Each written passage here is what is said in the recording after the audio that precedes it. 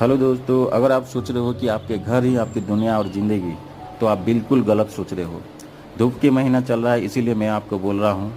काम पे तो हर कोई बिजी है, लेकिन वक्त निकाल के जो कोई भी घूमता है ना, वो ज़िंदगी को बहुत करीब से देखता है और ज़िंदगी को अच्छे से महसूस कर पाता है।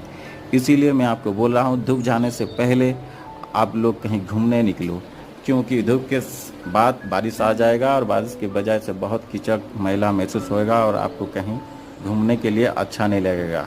ज़िंदगी में एक जगह में रहने के लिए नहीं है, बल्कि ज़िंदगी को घूम के देखने के लिए।